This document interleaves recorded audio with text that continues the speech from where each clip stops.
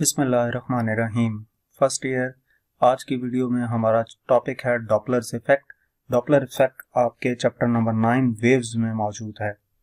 Doppler effect होता क्या है, सबसे पहले हम इसकी डेफिनेशन के बारे में बात करते हैं। डॉपलर इफेक्ट बुनियादी तौर पर दो चीज़ों के ऊपर डिपेंड कर रहा है, एक साउंड और दूसरा सोर्स।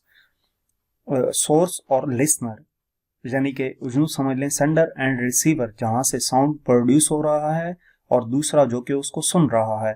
तो साउंड प्रोड्यूस होने और साउंड सुनने वाले की रिलेटिव मोशन जो है, इसकी वजह से जो फ्रीक्वेंसी में चेंज आएगा, अपेरेंट चेंज आएगा, इसको हम डॉपलर इफेक्ट का नाम देते हैं। यानी कि लेट्स सपोज हमारे पास सोर्स है एम्बुलेंस और लिसनर जो है वो कोई भी बॉय है, तो एम्बुलेंस और बॉय की जो रिलेटिव मोशन है, यानी कि इन दोनों मूव कर रहे हो, दोनों में से कोई एक रुका हुआ हो और दूसरा मूव कर रहा हो, तो इनके नतीजे में हमारे पास जो फ्रीक्वेंसी में अपेरेंट चेंज आता है, इसको डॉपलर इफेक्ट का नाम दिया जाता है। डॉपलर इफेक्ट इंटर रिलेट करता है मेजर्ड फ्रीक्वेंसी वेव्स की to the relative velocity of the source of sound and receiver. जो सोर्स ऑफ साउंड जहां से प्रोड्यूस हो रहा है और जो उसको सुन रहा है, इन दोनों की जो रिलेटिव वेलोसिटी है, इसको वो रिलेट करता है किसके साथ? वेव की वेलोसिटी के साथ, जिसकी मदद से फ्रीक्वेंसी मेजर की जाती है, जो अपेरेंट चेंज आता है फ्रीक्वेंसी में। ये फिनोमेना जो है लाइट वेव्स और साउंड वेव्स में हम देख सकते हैं जब रिलेटिव मोशन हो सोर्स और ऑब्जर्वर के या सोर्स और लिसनर के दरमियान। तो सबसे पहले हम इसको सपोज ये करते हैं कि जब सोर्स और लिसनर दोनों रेस्ट पे हों, दोनों रुके हुए हों।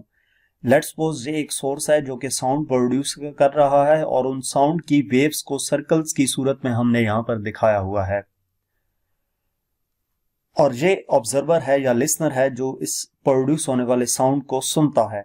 जब ये दोनों रेस्ट पे हैं, तो इस साउंड से प्रोड्यूस होने वाली वेव्स की वेवलेंथ लैम्डा और उनकी फ्रीक्वेंसी एफ और वेलोसिटी वी है।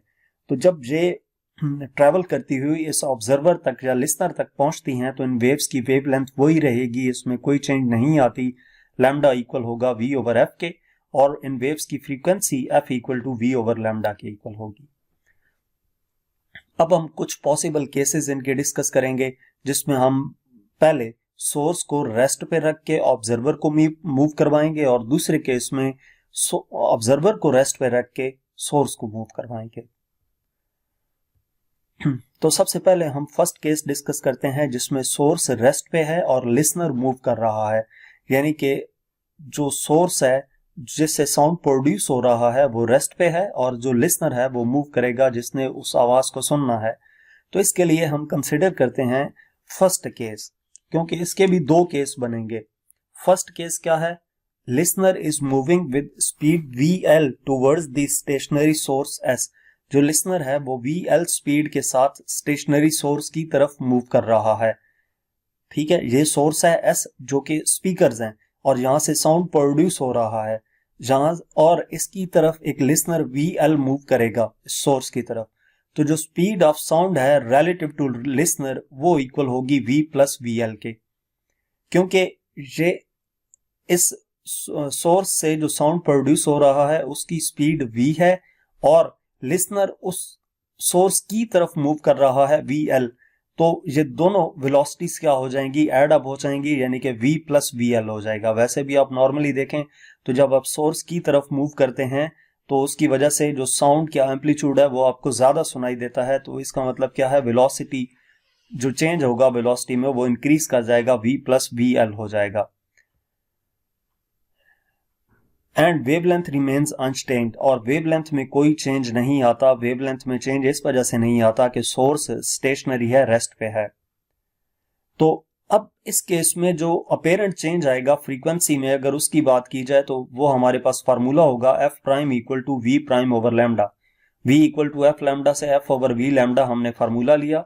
वेलोसिटी में जो चेंज आएगा वो कितना हो जाएगा? वी प्लस वी एल के। वी कौन सी वेलोसिटी है?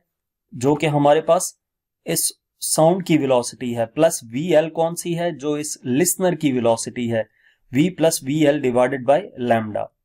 तो लैम्डा का हमारे पास यहाँ पे क्या पुट हो सकता है, v equal to F lambda से लैम्डा इक्वल होता है वी एफ के, तो इस लैम्डा की जगह पे हम v ओवर एफ के पुट कर देंगे, यानी कि ये बन जाएगा v plus V L divided by v over F, और इसको सिंप्लीफाई करेंगे तो ये इक्वेशन बन जाती है v plus V L divided by v into F के।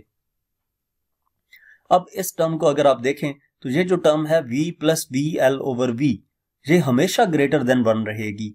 इसकी रीजन क्या है कि ऊपर प्लस का साइन है, ऊपर दो वैल्यूज ऐड होंगी और नीचे जो है एक वैल्यू है, तो ये दो वैल्यूज ऐड अप होके हमेशा इससे बड़ी रहेंगी। आप इसको साइड पे सॉल्व भी कर सकते हैं। लेट्स सपोज हम v की वैल्यू लेते हैं 6, ठीक है, या 2 ले लेते हैं, v की वैल्यू लेते हैं 2 प्लस वी एल की वैल्यू ले लेते हैं 6, तो 2 प्लस 6 डिवाइडेड बाय v की वैल्यू 2 थी, 2 प्लस 6 डिवाइडेड बाय 2, 8/2, 4 आंसर आएगा, तो 4 ग्रेटर देन 1 होता है। आप जो भी वैल्यूज लेंगे ये हमेशा आंसर ग्रेटर देन 1 आएगा। जब ये वाली टर्म ग्रेटर देन 1 है तो इसका मतलब ये है कि F prime greater than F होगा, ठीक है। ये वाली टर्म ग्रेटर देन 1 है, ये टर्म की बात की जा रही है, इस वैल्यू की नहीं। ये टर्म ग्रेटर देन 1 है, तो ग्रेटर देन 1 जब एफ से मल्टीप्लाई होगा तो वो हमेशा ग्रेटर देन एफ रहेगा, यानी कि F prime greater than F रहेगा। तो इसका मतलब क्या हुआ कि फ्रीक्वेंसी जो है साउंड की वो इंक्रीज कर जाएगी, जो अपेरेंट फ्रीक्वेंसी है, जिसके नतीजे में पिच भी इंक्रीज करेगी, क्योंकि पिच और फ्रीक्वेंसी आपस में डायरेक्टली प्रोपोर्शनल है। यहाँ पे आपको पेपर में ये भी पूछा जा सकता है ऐसा लॉस बेस्ड क्वेश्चन के डॉपलर्स इफेक्ट के जरिए से पिच पे क्या इफेक्ट पड़ेगा, तो तब मेथड सारा यही सेम है। ये नीचे जो लास्ट लाइन लिखी है ये आपको बताएगी कि फ्रीक्वेंसी इंक्रीज करने से पिच भी इंक्रीज कर जाती है। तो ये पहला केस देखा जिसमें सोर्स स्टेशनरी था और ऑब्जर्वर मूव कर रहा था या लिसनर मूव कर रहा था, और इस केस में लिसनर जो है वो टुवर्ड्स द सोर्स मूव कर रहा था। अब हम सेकंड केस देखेंगे जिसमें listener away from the source move करेगा, जहां पे सोर्स रेस्ट पे है और जो लिसनर है वो away from the stationary source move कर रहा है। तो इसके नतीजे में लिसनर वी एल वेलोसिटी से अवे मूव कर रहा है, तो जो चेंज आएगा वेलोसिटी में वो v माइनस वी एल के इक्वल होगा, ठीक है। साउंड की जो लिसनर तक वेलोसिटी पहुंचेगी साउंड की, वो किसकी इक्वल होगी, v माइनस वी एल के, यानी कि जो साउंड सोर्स से पहुंच रहा है माइनस जिस वेलोसिटी से लिसनर अवे मूव कर रहा है वो वाली वैल्यू माइनस की जाएगी। तो अपेरेंट चेंज है जो फ्रीक्वेंसी में वो क्या आ जाएगा, F prime equal to V prime over lambda. v prime की वैल्यू क्या आ जाएगी, v माइनस वी एल के डिवाइडेड बाय लैम्डा। तो ये हमारे पास लैम्डा की वैल्यू जब हम v ओवर f पुट करते हैं तो f प्राइम इक्वल आ जाता है v minus V L over v divided by f के। लैम्डा की वैल्यू v ओवर f, इसको सिंप्लीफाई करेंगे तो ये v minus V L over v into f आ जाता है। अब ये जो टर्म है v minus V L over v, ये हमेशा लेस देन 1 रहेगी, क्योंकि आप इसमें कोई भी वैल्यू सपोज करें तो ऊपर वाली वैल्यू सब्ट्रैक्ट होंगी, तो ऊपर वाली वैल्यू हमेशा छोटी रहेगी नीचे वाली वैल्यू से। नीचे वाली वैल्यू बड़ी होगी, छोटी वैल्यू डिवाइड करेंगे तो आंसर क्या हो जाएगा, लेस देन 1 आएगा। जब ये लेस देन टर्म 1 हो जाएगी तो इसका मतलब ये है f prime less than f होगा। तो इसका मतलब क्या हुआ, फ्रीक्वेंसी जो है साउंड की वो डिक्रीज करती है, जिसके नतीजे में पिच भी डिक्रीज कर जाएगी,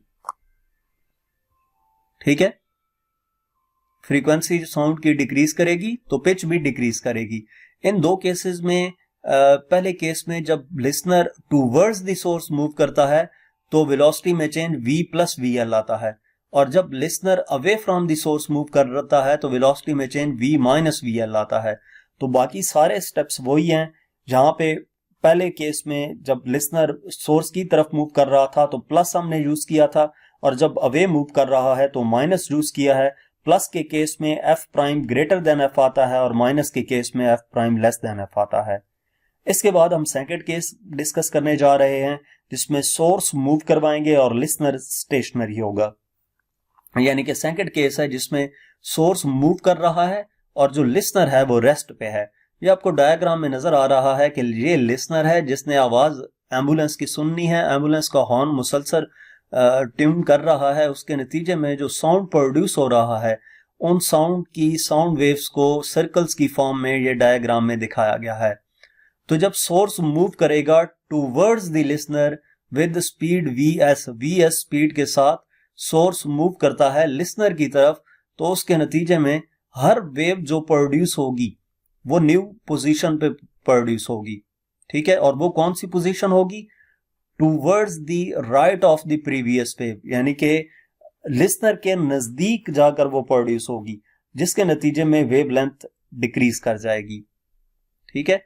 as a result the wave fronts heard by the listener are closer together than they would be if the source wave not moving. Simple सी बात आपने इस केस में ये याद रखनी है कि जब सोर्स मूव करेगा तो सबसे पहला हमने इसमें काम ये करना है कि वेवलेंथ में जो इस लिसनर को वेवलेंथ सुनाई देगी उस वेवलेंथ में चेंज आएगा, वो वेवलेंथ हमने कैलकुलेट करनी है। पहला जो केस हमने डिस्कस किया था, पहले दो केसेस, दोनों केसेस में सोर्स रेस्ट पे था, इस वजह से वेवलेंथ लैम्डा में कोई चेंज नहीं आया। लेकिन इस केस में और इससे नेक्स्ट केस में सोर्स मूव करेगा तो वेवलेंथ चेंज होगी, ठीक है।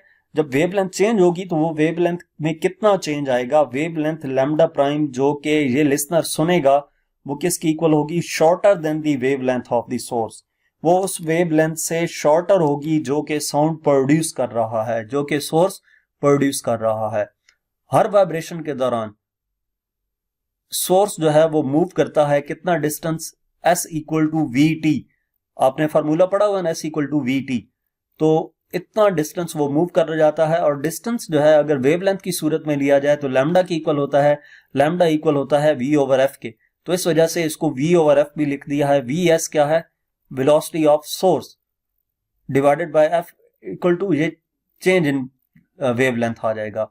तो वेवलेंथ शॉर्ट हो जाएगी, इतनी वैल्यू से शॉर्ट हो जाएगी, यानी कि जो ओरिजिनल वेवलेंथ थी सोर्स की लैम्डा, उसमें से हम क्या करेंगे? शॉर्टन वेवलेंथ को माइनस करेंगे। कितनी वेव शॉर्ट होगी? VS ओवर F के। तो लैम्डा प्राइम हमारे पास क्या आ जाएगा? लैम्डा प्राइम इक्वल होगा ओरिजिनल वेवलेंथ जो कि सोर्स प्रोड्यूस कर रहा है लैम्डा, माइनस जो इसमें चेंज आएगा वेवलेंथ में डेल्टा लैम्डा, उसको माइनस कर देंगे। जब सोर्स टूवर्ड्स मूव करेगा लिसनर की तरफ तो डिस्टेंस कम होता जा रहा है, माइनस का साइन आएगा। और जब सोर्स अवे मूव करेगा लिसनर से तो डिस्टेंस ज्यादा होता जाएगा, उस केस में प्लस का साइन आएगा। तो lambda V equal to F, lambda से लैम्डा इक्वल होता है V ओवर F के minus delta lambda VS over F, ये हमने यहां पे डिफाइन किया था। तो इसका एलसीएम लेंगे, ये लैम्डा प्राइम इक्वल आ जाएगा V minus VS divided by F के, इसको इक्वेशन 1 का नाम दे देंगे। अब हमने क्या करना है? वही स्टेप करने हैं जो पिछले फर्स्ट टू केसेस में हमने किए थे। फर्स्ट टू केसेस में हमने यहां से स्टार्ट लिया था अपीरेंट फ्रीक्वेंसी के, उसमें हमने चेंज इन वेवलेंथ कैलकुलेट नहीं किया क्योंकि सोर्स रेस्ट में था। इसमें सोर्स रेस्ट पे नहीं था, इस वजह से हमने क्या किया? अपीरेंट फ्रीक्वेंसी F प्राइम जो है उन दोनों में कैलकुलेट की थी डायरेक्ट। यहाँ पे हमने पहले वेवलेंथ कैलकुलेट की, जो वेवलेंथ में चेंज आएगा, उसके बाद हम अपीरेंट फ्रीक्वेंसी की तरफ जा रहे हैं। Apparent frequency F prime equal to V divided by lambda prime, यानी कि अब यहां पे हम क्या करेंगे? लैम्डा प्राइम की वैल्यू जो पिछली स्लाइड में कैलकुलेट की थी वो यहां पे पुट करेंगे। F प्राइम इक्वल आ जाएगा V over V minus VS divided by F के। इस इक्वेशन को सिंप्लीफाई करेंगे तो V over V minus VS into F आ जाता है। अब इसमें अगर आप देखें V over V minus S हमेशा ग्रेटर देन 1 रहेगा, क्योंकि नीचे माइनस है, छोटी वैल्यू रहेगी, ऊपर बड़ी वैल्यू रहेगी। बड़ी वैल्यू को छोटी वैल्यू से डिवाइड करेंगे तो आंसर हमेशा ग्रेटर देन 1 रहेगा। जब ये टर्म ग्रेटर देन 1 रहेगी तो इसका मतलब ये है कि F prime greater than F होगा मस्ट। तो जब सोर्स जो है वो टूवर्ड्स द लिसनर मूव कर रहा था तो उसके नतीजे में जो अपीरेंट चेंज आया फ्रीक्वेंसी में वो इंक्रीज होगा, जिसके नतीजे में पिच भी इंक्रीज कर जाएगी। अब नेक्स्ट केस क्या है? इसमें जो सोर्स है वो अवे मूव कर रहा है लिसनर से, source is moving away from the listener. तो इस केस में जो चेंज आएगा वेवलेंथ, जो वेवलेंथ ऑब्जर्वर सुनेगा वो क्या होगी? पिछले केस में हमने माइनस किया, इसमें ऐड हो जाएगी।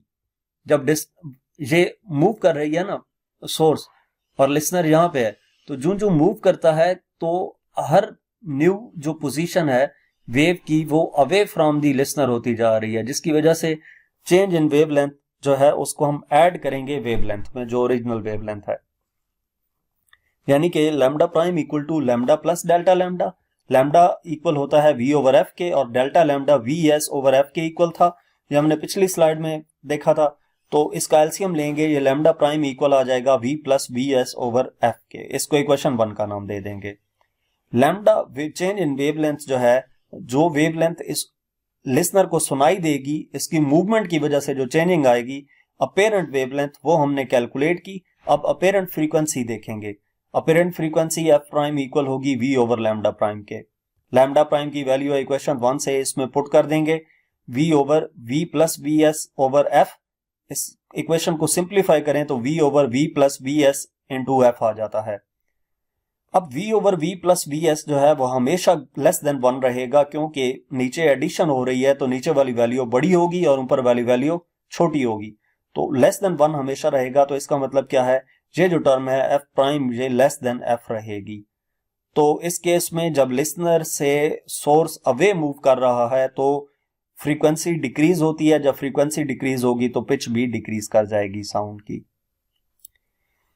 तो अब ये भी तीसरे, जो इससे पिछले वाला केस था जिसमें सोर्स टूवर्ड्स मूव कर रहा था, उसका अपोजिट है। वहां पे हमने हर जगह पे माइनस साइन यूज किया था और यहाँ पे हर जगह पे प्लस साइन यूज किया है, और एंड पे रिजल्ट उसमें ग्रेटर आ रहा था और इसमें लेस आ रहा है। तो ये आपने इस तरीके से याद रखना है। इसके बाद इसकी कुछ एप्लीकेशंस देख लेते हैं कि डॉपलर इफेक्ट कहाँ पे यूज किया जाता है। तो अगर एप्लीकेशंस की बात की जाए तो सबसे पहली एप्लीकेशन है मेडिकल डायग्नोस्टिक्स। डॉपलर अल्ट्रासाउंड किया जाता है, जिसमें ब्लड फ्लो को यूज किया जाता है आर्टरीज और वेन्स में, जिसकी मदद से ब्लॉकेज डिटेक्ट की जाती है कि वेन्स में कहाँ पे ब्लॉकेज आ चुकी है, या हार्ट बीट की जो प्रॉब्लम्स हैं उनको डिटेक्ट किया जाता है डॉपलर इफेक्ट की मदद से। नेक्स्ट दूसरा क्या करते हैं, एस्ट्रोनॉमी में डॉपलर इफेक्ट यूज किया जाता है, जिसकी मदद से स्टार्स और गैलेक्सीज की मोशन को देखा जाता है कि वो किस डायरेक्शन में और किस स्पीड से मूव कर रही हैं, और उनके दरमियान जो डिस्टेंस है, बेसिकली गैलेक्सीज जो काफी दूर दूर मौजूद हैं, तो उनकी मोशन को ऑब्जर्व किया जा सकता है। तीसरी एप्लीकेशंस क्या है, स्पीड डिटेक्शन, रडार गन्स।